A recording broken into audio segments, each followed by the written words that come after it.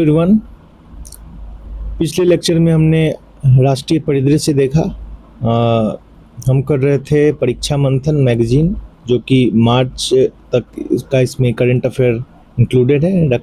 राष्ट्रीय परिदृश्य हमने कर लिया। अब हम आज अंतर्राष्ट्रीय परिदृश्य देखेंगे और जल्दीबाजी में करेंगे क्योंकि सारे एग्ज़ाम नज़दीक हैं। अभी बीपीएससी के एग्ज़ाम में मात्र 30 दिन बचे हैं और कोशिश करनी है कि जल्द से जल्द इसको हम निपटा देंगे। ठीक है, तो आइए हम स्टार्ट करते हैं।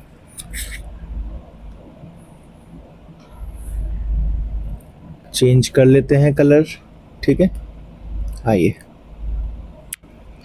अमेरिकी राष्ट्रपति की टैरिफ शक्तियां और सर्वोच्च अदालत का फैसला।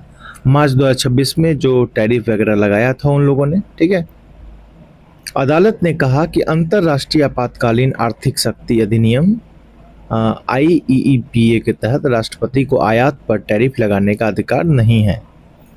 इस निर्णय के साथ अदालत ने डोनाल्ड ट्रंप द्वारा 2025 में लगाए गए व्यापक पारस्परिक तथा मादक पदार्थों की तस्करी से जुड़े टैरिफ को असंवैधानिक ठहराते हुए निरस्त कर दिए गए। अब उन्होंने किस किस कानूनी प्रावधान का इस्तेमाल किया था? IEEPA 1977 का सहारा लिया था। यह कानूनी अमेरिकी राष्ट्रपति को उस स्थिति में राष्ट्रीय आपातकाल घोषित करने की अनुमति देता है जब देश को बाहरी स्रोतों से उत्पन्न किसी असामान्य एवं गंभीर खतरे का सामना करना पड़े। ऐसी स्थिति में राष्ट्रपति कुछ आर्थिक लेन देन को नियंत्रित कर सकते हैं।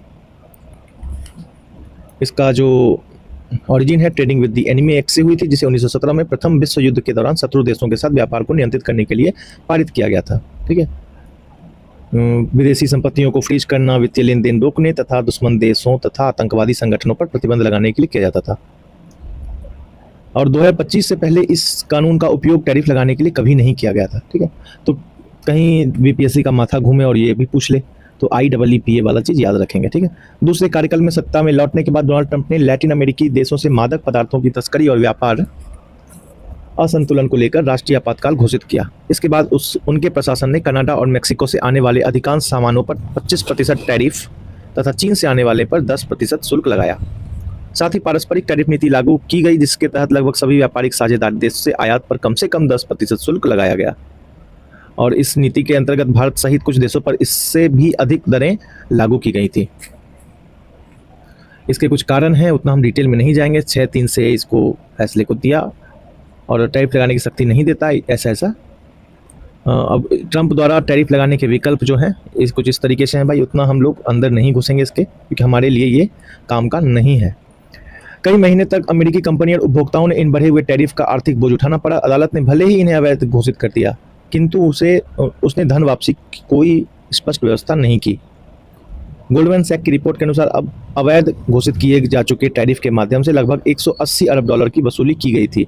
इस बीच फेडएक्स सहित 1000 से अधिक कंपनियों ने संयुक्त राज्य अमेरिका अंतर्राष्ट्रीय व्यापार न्यायालय में अमेरिकी सरकार के खिलाफ मुकदमा किया। ठीक है, आगे बढ़ते हैं। नेपाल में सत्ता परिवर्तन हुआ, बालेन शाह वहाँ के PM बने। ठीक है, जेएनजी का वहाँ पे विद्रोह देखा गया था। नेपाल में लगातार सत्ता परिवर्तन मुख्य रूप से राजनीतिक अस्थिरता, गठबंधन सरकारों की कमजोरी, भ्रष्टाचार और युवाओं के बढ़ते आक्रोश के कारण ऐसा हुआ। 2008 के अंदर राजशाही के अंत के बाद से ही यहाँ अस्थिर सरकार और विकास का अभाव रहा है।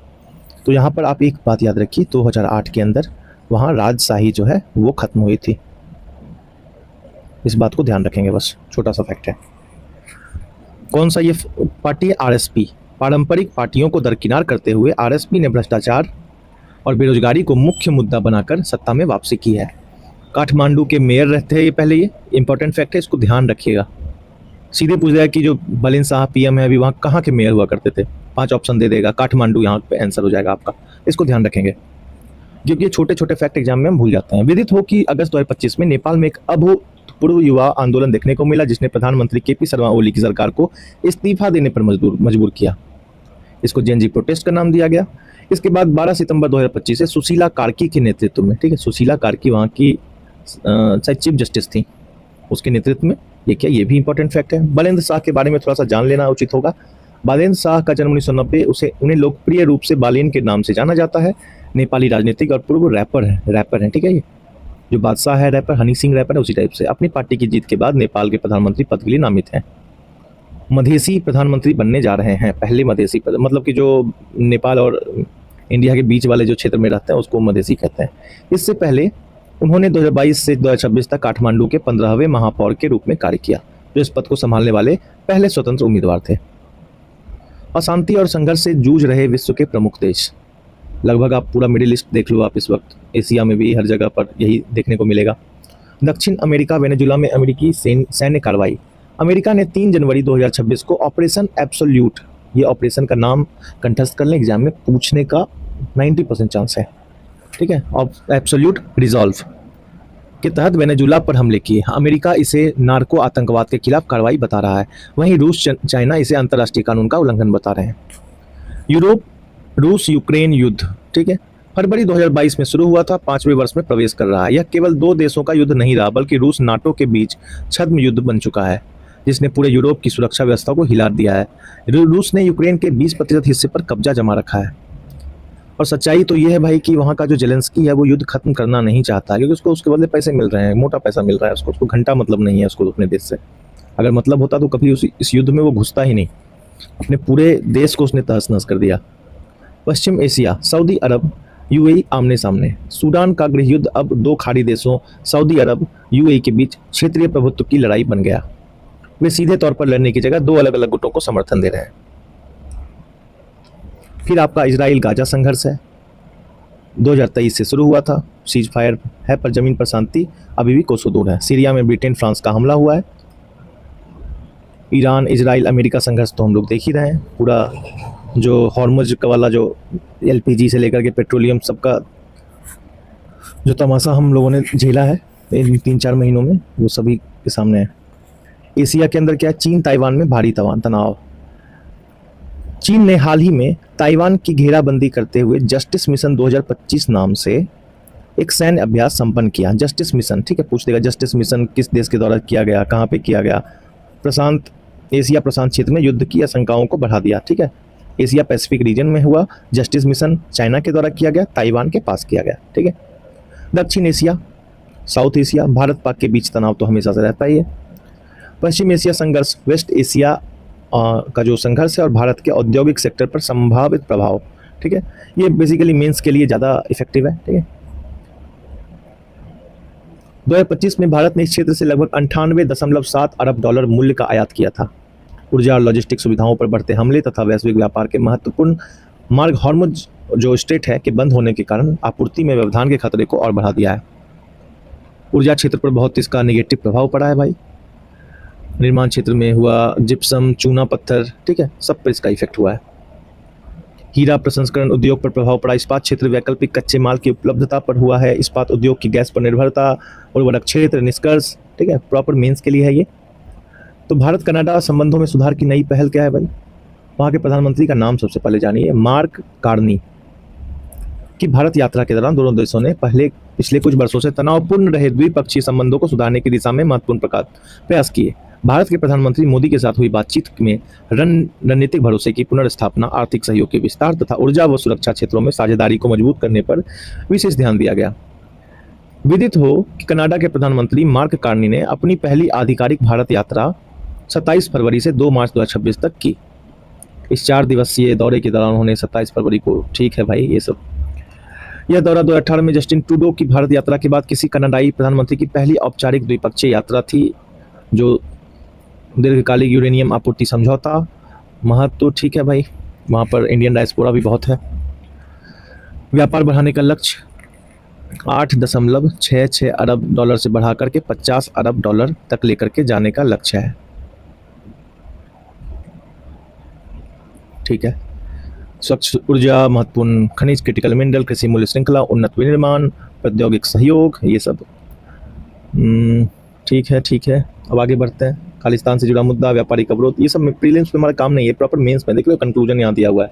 तो ये मेंस के लिए, हिंदी माध्यम के जो बच्चे हैं उनके मेंस के लिए बहुत अच्छी मैगजीन है, इस पर भरोसा जताया जा सकता है। पाकिस्तान अफगानिस्तान सीमा विवाद, काफ़ी हवाई हमले किए इन लोगों ने, ओपन वॉर करार कर दिया गया।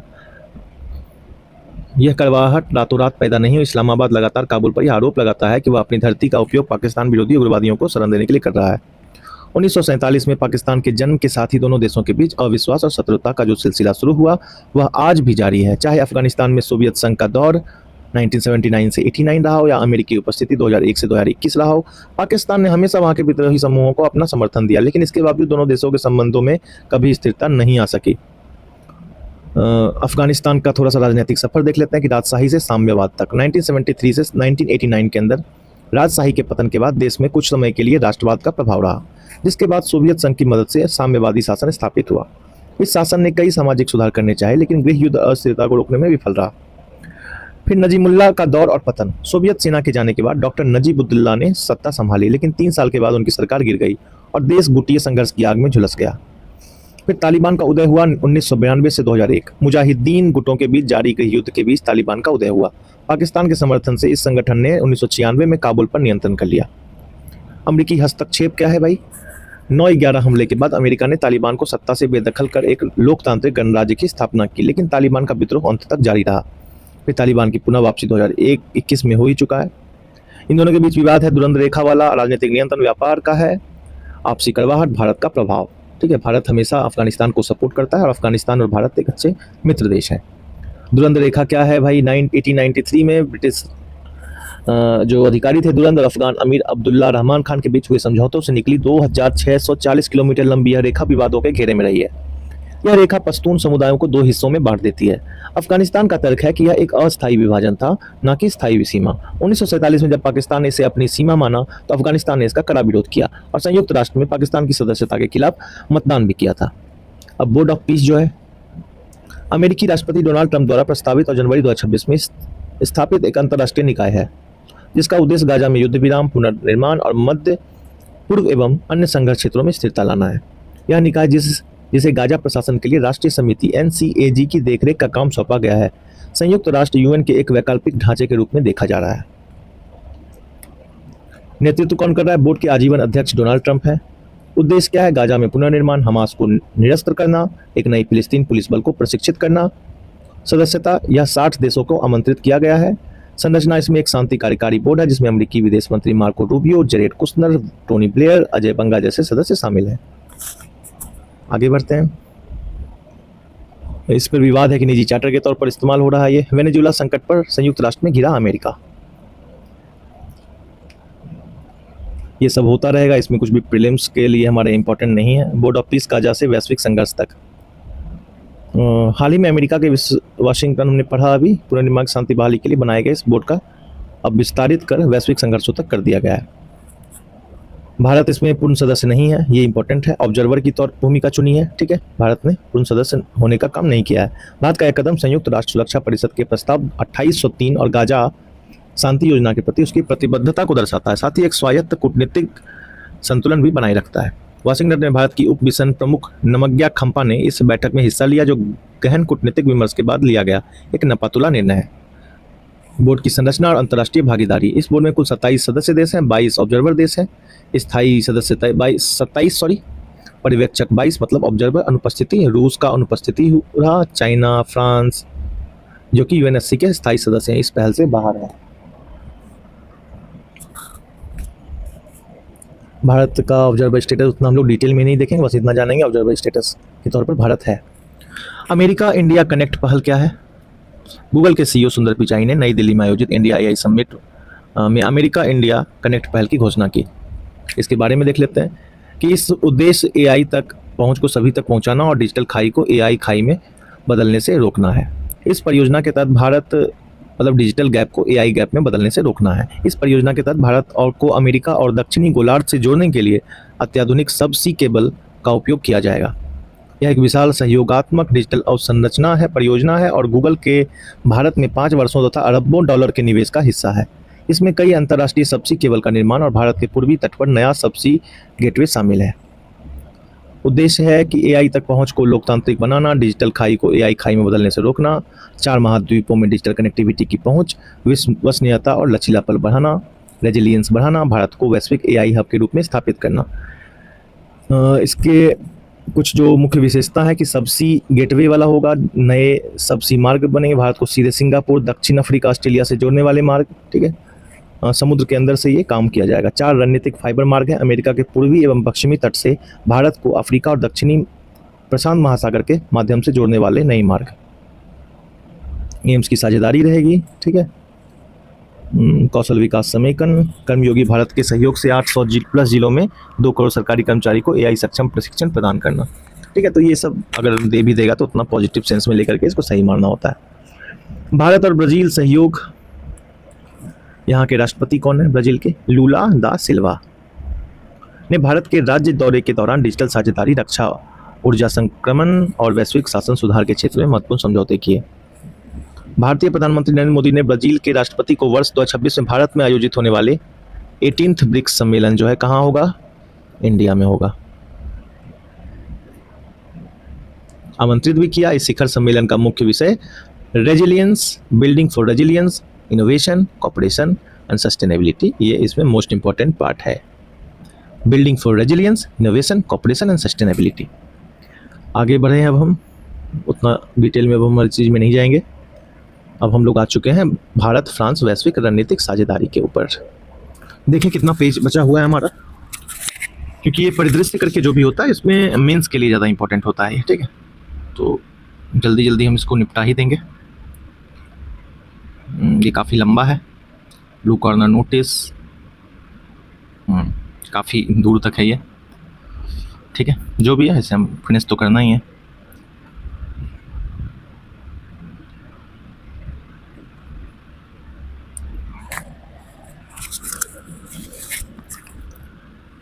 ठीक है, तो भारत और फ्रांस ने अपने द्विपक्षीय संबंधों को एक ऐतिहासिक विशेष वैश्विक रणनीतिक साझेदारी के स्तर तक बढ़ाया।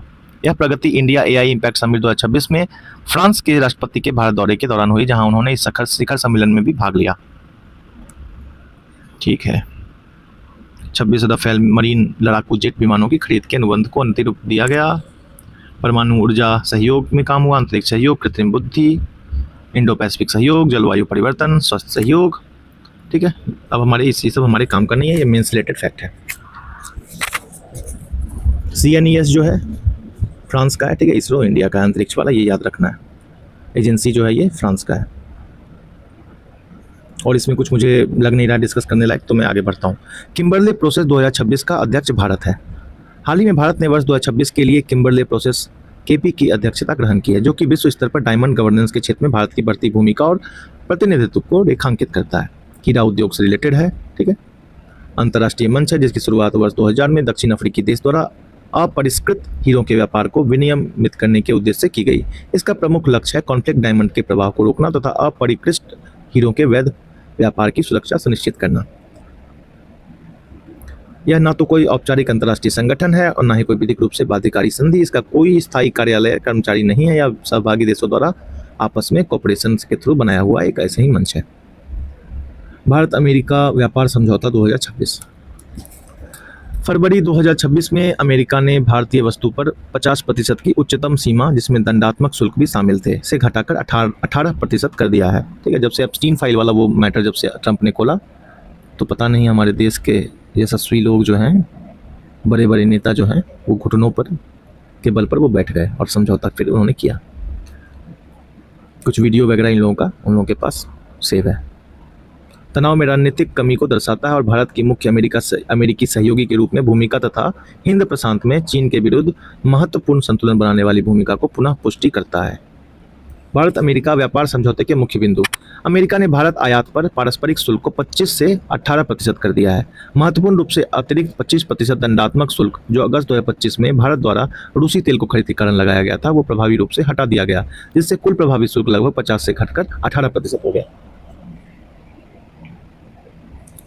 भारत ने कहा है कि रूस से कम करेगा तेल खरीदना। ठीक है, बाय अमेरिकन पॉलिसी। भारत ने सरकारी तथा बड़े पैमाने की उद्योग खरीद प्रक्रियाओं में बाय अमेरिकन दृष्टिकोण को सुदृढ़ करने का आश्वासन दिया है। भारत अमेरिका से ऊर्जा, कोयला, प्रौद्योगिकी, कृषि, अन्य उत्पादों की 500 अरब अमेरिकी डॉलर तक खरीद कर सकता है। टैरिफ किंग की धारणा। रूसी तेल विवाद, ऑपरेशन सिंदूर, क्षेत्रीय प्रभाव। आगे बढ़ते हैं हम लोग, सब डिस्कस होगा ही आगे। भारत अमेरिका टैरिफ सुधार का महत्व। 18% तक कटौती भारतीय निर्यातकों की प्रतिस्पर्धात्मकता को पुनः स्थापित करती है। ठीक है, जो कंपटीशन इन लोगों को मतलब फेयर नहीं था, अब वो फेयर हो जाएगा एक तरीके से। तो देश के लोगों के बारे में भी सोचना पड़ता है प्रधानमंत्री को। भारत कनाडा संबंध हमने देखा ही पीछे। वीमर त्रिकोण क्या है भाई? वीमार ट्रायंगल प्रारूप में भागीदारी की। भारत ने पहली बार वीमार ट्रायंगल। इस अवसर पर पोलैंड ने रूसी तेल आयात को लेकर अमेरिका द्वारा डाले जा रहे दबाव के विरुद्ध भारत का सार्वजनिक रूप से समर्थन किया है। इसकी स्थापना वर्ष 1991 में जर्मनी के वीमर शहर में की गई थी, जिसके नाम पर इसका नाम वीमर त्रिकोण रखा गया, जहां फ्रांस, जर्मनी और पोलैंड देशों के विदेश मंत्रियों की पहली बैठक आयोजित हुई थी।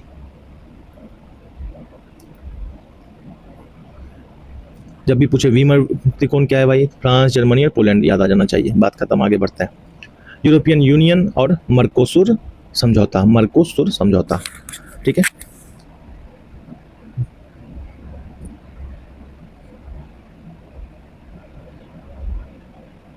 अभी भी 5-6 पेजेस हैं, काफ़ी मेरा मन उब चुका है फ्रेंड्स। चलिए आगे बढ़ते हैं। ओके। यूरोपीय संघ, ईयू और दक्षिण अमेरिकी देशों के समूह मर्कोसुर के बीच मुक्त एफटीए पर 17 जनवरी 2026 को पराग्वे की राजधानी और सबसे बड़े शहर अंसुनसियन में हस्ताक्षर किए गए। यह समझौता 90% से अधिक वस्तुओं पर टैरिफ कम करेगा। हालांकि अभी इसे यूरोपीय संसद की मंजूरी और सदस्य की विधानसभा द्वारा रैटिफिकेशन की आवश्यकता है। इसका फ्रांस विरोध कर रहा है। हालांकि यह समझौता निर्विवाद नहीं है। विशेष रूप से फ्रांस जैसे देश अपनी कृषि अर्थव्यवस्था पर पड़ने वाले दुष्प्रभावों को लेकर इसके मुखर विरोधी रहे हैं।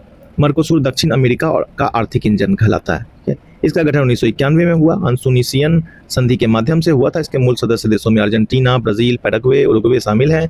बाद में बोलोविया की पूर्ण सदस्यता प्रदान की गई। ठीक है, तो ये साउथ अमेरिका से रिलेटेड है।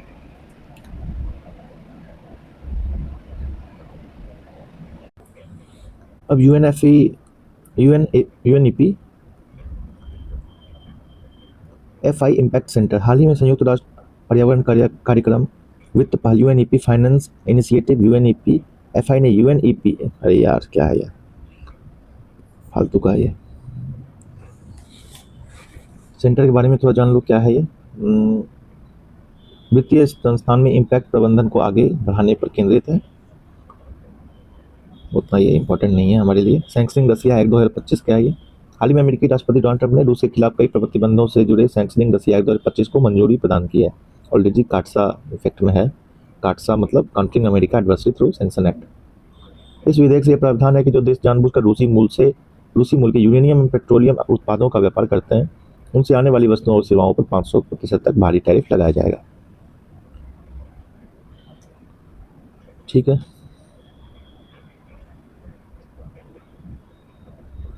उतना हम लोग डिटेल में नहीं घुसेंगे। भारत अमेरिका व्यापार समझौता 2026 क्या है? फरवरी 2026 में भारत एवं अमेरिका के बीच एक महत्वपूर्ण व्यापार समझौता हुआ, जिसके अंतर्गत अमेरिका ने भारत से यातायात शुल्क घटाकर 18% कर दिया है। इस कदम से दोनों देशों के बीच लंबे समय से चले आ रहे व्यापारिक तनाव में कमी आई है।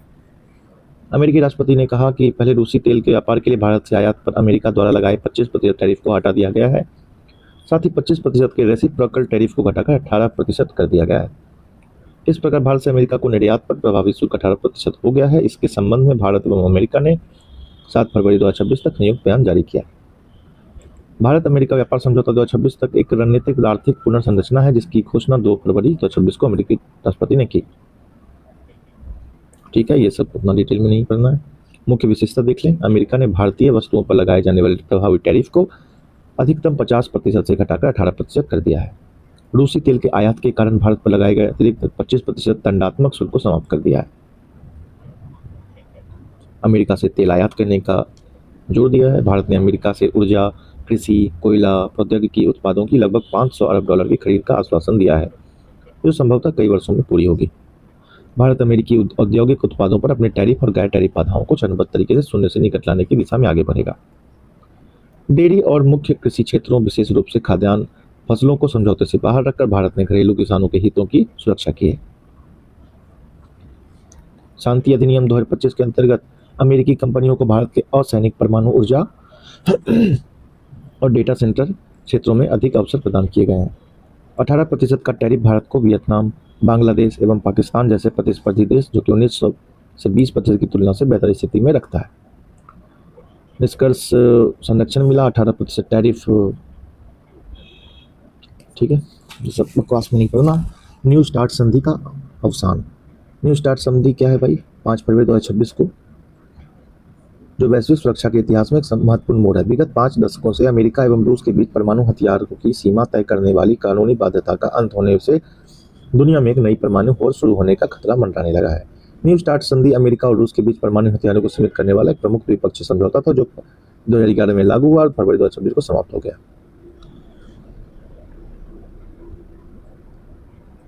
ये कुछ संधि हुई है, सॉल्ट 1, सॉल्ट 2, ठीक है, स्टार्ट 1, स्टार्ट 2, शॉर्ट 2, इस टाइप का कुछ भी आएगा तो वो एटॉमिक एनर्जी से हम लोग जोड़ के देखेंगे, ठीक है, मिसाइल, वॉरहेड्स, ये सब। प्रोजेक्ट वॉल्ट क्या है? अमेरिका की 12 अरब डॉलर की रणनीतिक खनिज योजना है प्रोजेक्ट वॉल्ट। कहाँ के लिए? Critical mineral, rare earth mineral. यह अमेरिका की एक पीपीपी योजना है, ठीक है, अमेरिका है, बस इतना ध्यान रखिए। दिल्ली घोषणा पत्र 2026, भारत की मध्य पूर्व मिडिल ईस्ट रणनीति। भारत ने नई दिल्ली में दूसरी बार अरब विदेश मंत्रियों की बैठक की मेजबानी की। ये उतना हमारे काम का नहीं है प्रीलिम्स के लिए। भारत यूरोपीय संघ मुक्त ईयू का जो समझौता हुआ था 27 जनवरी 2026 को भारत एवं यूरोपीय संघ में नई दिल्ली में आयोजित 16वें भारत यूरोपीय संघ शिखर सम्मेलन में बहुप्रतीक्षित मुख्य व्यापार FTA की घोषणा किया। मदर ऑफ ऑल डील कहा जा रहा है। यह लगभग 2 दशकों से चल रही रुक रुक कर होने वाली वार्ताओं का अंतिम परिणाम है। विदित हो कि भारत EU मुफ्त व्यापार समझौते का एक बड़ा व हालिया कारण अमेरिका की बदलती व्यापार नीति को माना जा रहा है। भारत EU समझौता एक व्यापक एवं आधुनिक व्यापार समझौता है, जिसे वस्तुओं पर शुल्क को समाप्त करने या काफी कम करने, सेवाओं को व्यापार को उदार बनाने और निवेश प्रवाह को बढ़ाने के लिए डिजाइन किया गया। ये दोनों क्षेत्र मिलकर वैश्विक GDP का 25% और विश्व व्यापार का लगभग 1/3 हिस्सा बनाते हैं। इस समझौते का उद्देश्य वर्ष 2032 तक द्विपक्षीय व्यापार को दुगना करना है। कुछ मुख्य विशेषता है, ठीक है, 2027 से ये लागू हो जाएगा।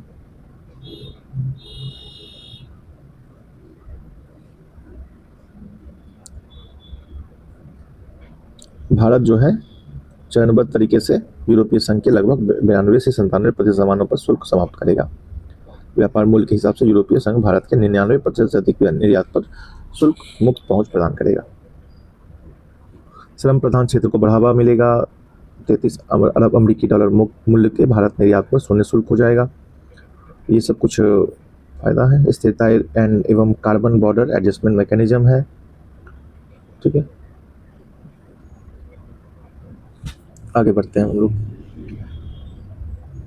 यूरोपीय यूनियन एवं भारत के बीच FTA तुरंत लागू नहीं होगा। यह समझौता 2027 तक चरणबद्ध तरीके से लागू हो सकता है। इसकी वजह EU की अनिवार्य और लंबी मंजूरी प्रक्रिया है। EU में किसी भी बड़े व्यापार समझौते को लागू करने पर यूरोपीय संसद और संसद सदस्य देशों की औपचारिक मंजूरी जरूरी होती है। केवल यूरोपीय आयोग का राजनीतिक समझौता व्यापार नहीं होता है, ठीक है, उतना हम लोग डिटेल में नहीं जाएंगे। पैक्स सिलिका क्या है? PACS silica Bharat America AI अवसर साझेदारी पर संयुक्त वक्तव्य पर हस्ताक्षर किए गए। AI इम्पैक्ट समिट के दौरान एक विशेष कार्यक्रम में भारत ने पैक्स सिलिका घोषणा पत्र पर हस्ताक्षर कर पैक्स सिलिका पहल में शामिल हो गया। यह पहल भारत अमेरिका के रणनीतिक एवं व्यापारिक संबंधों को सुदृढ़ करने के लिए दीर्घकालिक स्थिरता देने की दिशा में उठाया गया कदम है। लक्ष्य बढ़ती भू राजनीतिक तकनीकी स्पर्धा के दौरान सिलिकॉन, सेमीकंडक्टर और कृत्रिम बुद्धिमत्ता से जुड़ी आपूर्ति श्रृंखलाओं को सुरक्षित एवं भरोसेमंद बनाना है। पैक्स सिलिका पहल के बारे में। पैक्स सिलिका अमेरिकी नेतृत्व वाली एक आर्थिक सुरक्षा एवं प्रौद्योगिकी साझेदारी है। Silicon, semiconductor, AI, critical mineral दिसंबर 2025 में आयोजित किया गया था। इसका भागीदार देश कौन कौन था हमारा? Netherland, United Kingdom, Israel, UAE, Australia, Japan, South Korea. Pax का ऐतिहासिक है कि शांति, स्थिरता, समृद्धि का प्रतीक है। अमेरिका इसका नेतृत्व करता है, ठीक है। सब कुछ है। लिनियम, चीन पर निर्भरता कम करना, ये सब राजनीतिक महत्व है इंडिया के लिए। अमेरिका की अंतर्राष्ट्रीय संगठनों के संदर्भ में एग्जिट पॉलिसी, ठीक है, जो कुछ भी एग्जिट हो रहा है वहाँ पे अमेरिका का नाम आ जाना है। UNFCCC और 60 से अधिक अंतर्राष्ट्रीय संधि एवं संगठनों से बाहर निकलने की घोषणा की है। IPCC, ISA, IRENA से भी अमेरिका बाहर हो गया है।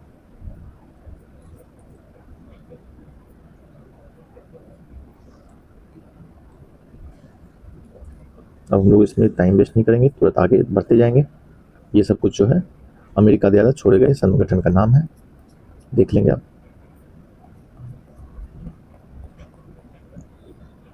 सोमालीलैंड को मान्यता संबंधी मुद्दा।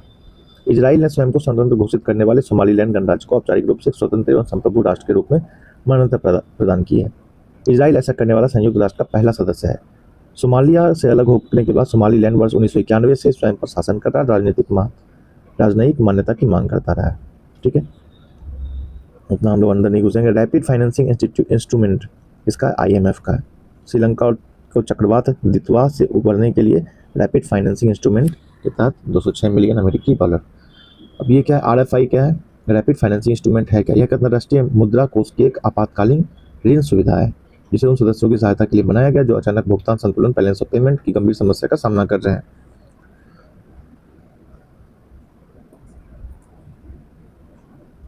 ब्लू कॉर्नर नोटिस क्या है? हाल ही में इंटरपोल ने गोवा के नाइट क्लब के लापता मालिकों की तलाश के लिए ब्लू कॉर्नर नोटिस किया गया है।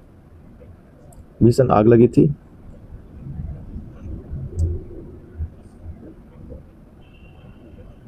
एक अंतर्राष्ट्रीय अलर्ट है, चेतावनी जो सदस्य देशों की सीमाओं के पार जानकारी और सूचना के लिए अनुरोध साझा करने की अनुमति देता है।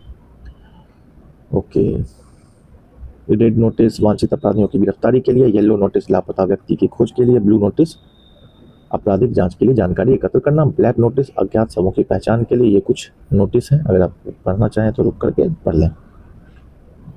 इंटरपोल जो है इसका 1923 में वियना में द्वितीय अंतर्राष्ट्रीय पुलिस कांग्रेस के दौरान इसकी स्थापना हुई। मुख्यालय कहाँ है? लियोन, फ्रांस में। सदस्य देश 196 इंक्लूडिंग इंडिया। वैश्विक पुलिस सहयोग को बढ़ावा देना, अंतर्राष्ट्रीय समुद्री नौवहन सहायता संगठन। ओके, स्थापना 1957 में एक NGO के माध्यम से। दिसंबर 2025 में केंद्रीय बंदरगाह जहाजरानी जलमार्ग मंत्रालय ने मुंबई में आयोजित अंतर्राष्ट्रीय समुद्री नौवहन सहायता संगठन की परिषद के तीसरे सत्र का वर्चुअल उद्घाटन किया।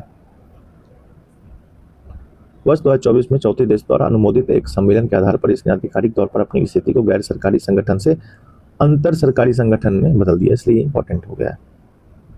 इसका उद्देश्य वैश्विक समुद्र से रिलेटेड है। सक्सेसफुल वॉयेजेज सस्टेनेबल प्लैनेट है जिसमें 200 सदस्य हैं। ये ठीक है, और कितना है, मात्र 2 पेज बचा है, अब हमारा जल्दी से कर लेते हैं। अब ऑपरेशन एब्सोल्यूट रिजॉल्व क्या है भाई? अमेरिका द्वारा वेनेजुएला में चलाया गया गुप्त एवं तेज सैन्य अभियान था। ठीक है, वहाँ के राष्ट्रपति को हिरासत में लिया था। एपिक फ्यूरी क्या है? फरवरी और मार्च 2026 में अमेरिका ने इजराइल के सहयोग से ईरान के खिलाफ ऑपरेशन एपिक फ्यूरी किया। इसका उद्देश्य ईरानी परमाणु बैलिस्टिक मिसाइल कार्यक्रम को नष्ट करना और शासन को बदलना था। इसका उद्देश्य डोनाल्ड ट्रंप प्रशासन के नेतृत्व में यह अभियान ईरानी शासन को अस्थिर करने सर्वोच्च नेता खमनेई के शासन से आज़ादी दिलाने के लिए शुरू किया था। ऑपरेशन फतह-ए-खैबर, ईरान द्वारा अमेरिका और इजराइल के मिसाइल हमलों के जवाब में ऑपरेशन फतह-ए-खैबर शुरू किया गया था। एक प्रमुख सैन्य अभियान है। इस ऑपरेशन के तहत ईरान ने इजराइल सहित 7 देश, संयुक्त अरब अमीरात, संयुक्त अरब, कुवैत, जॉर्डन, कतर, बहरीन में अमेरिकी ठिकानों को निशाना बनाया। यह नाम 7वीं शताब्दी में हजरत अली द्वारा खैबर की जीत से प्रेरित है। इसका उद्देश्य अमेरिका और इजराइल के हमलों का विनाशकारी जवाब देना था। डिजिटल नोमैड वीजा एक विशेष अस्थायी निवास परमिट है जो रिमोट वर्कर, फ्रीलांसर एवं ऑनलाइन काम करने वालों को किसी दूसरे देश में रहते हुए अपने मूल देश या किसी विदेशी कंपनी के लिए काम करने के लिए अनुमति देता है।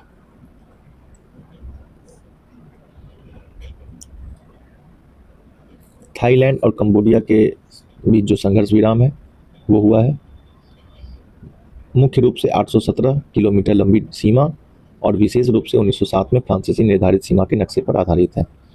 गृह विहार मंदिर जैसे विवादित क्षेत्र शामिल हैं। यह विवाद ऐतिहासिक, क्षेत्रीय एवं सांस्कृतिक दावेदारी से जुड़ा हुआ है जिसके कारण हाल में कई वर्षों से सैन्य टकराव भी हुए हैं थाईलैंड और Cambodia. Mobile world Congress 2026 Spain के बार्सिलोना शहर में दुनिया का सबसे बड़ा मोबाइल और तकनीक उद्योग का सम्मेलन है। गैलापागोस द्वीप समूह जो है ये क्या है? गैलापागोस नेशनल पार्क ने फ्लोरेना द्वीप के पारिस्थितिकी तंत्र को पुनर्जीवित करने की दिशा में एक ऐतिहासिक कदम उठाया है। हाल ही में 158 हाइब्रिड विशाल कछुओं को उनके प्राकृतिक आवास में छोड़ा गया है। ये कछुए सेलोनॉइड्स नाइजर प्रजाति का प्रमुख महत्वपूर्ण DNA साझा करते हैं जिससे लगभग 1.5 सदी से विलुप्त मान लिया गया था।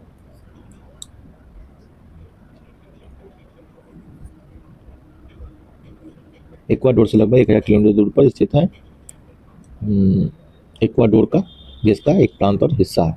ठीक है, E production investment business visa. Bharat सरकार ने मुख्य रूप से चीनी व्यावसायिक पेशेवरों के लिए 1 जनवरी 2026 से ई प्रोडक्शन इन्वेस्टमेंट वीज़ा शुरू किया। यह पूरी तरह से ऑनलाइन वीज़ा है जिसे 45 से 50 दिनों में जारी किया जाता है और यह अधिकतम 6 महीने तक भारत में रहने की अनुमति देता है। इसका कुछ उद्देश्य है। मोई नदी कहाँ है भाई? गुजरात के युवाओं को कथित तौर पर डेटा एंट्री की आकर्षक नौकरियों का लालच देकर म्यांमार में मोई नदी के पार स्थित साइबर धोखाधड़ी केंद्र में ले जाने की खबरों के कारण मोई नदी सुर्खियों में है। कहाँ है? म्यांमार में है। टोंगे यिन के नाम से जाना जाता है, जो उत्तरी थाईलैंड की महत्वपूर्ण नदी है। साल्वीन नदी की सहायक नदी है। कौन सा हिल के पास है? तेन सेरेम से निकलती, जो म्यांमार थाईलैंड सीमा क्षेत्र में स्थित है। नवीदिया चिप। दिसंबर 2025 में अमेरिकी राष्ट्रपति डोनाल्ड ट्रंप ने घोषणा की कि चीनी कंपनियों को एनवीडिया की H200 ग्राफिक प्रोसेसिंग यूनिट का आयात करने की अनुमति दी जाएगी। हालांकि इसके लिए एक शर्त रखी गई है कि इन चिप्स की बिक्री होने वाले राजस्व एवं कंपनी द्वारा अमेरिकी सरकार को 25% अधिक अधिभार देना होगा। ठीक है, चिप के बारे में उतना लोग नहीं पढ़ेंगे, इंपॉर्टेंट नहीं है उतना। तो ये हमारा इंटरनेशनल ख़त्म हो गया। आज हम अपने कितने पेज कर चुके हैं? हम मैगजीन के लगभग 60 पेजेज हम लोगों ने कर लिए हैं।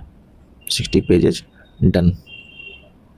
अब अंतर्राष्ट्रीय सम्मेलन है, 1 page, 2 page, 3 page, 4 page, 5 page, 6। ठीक है, अगला जो वीडियो है हमारा इंटरनेशनल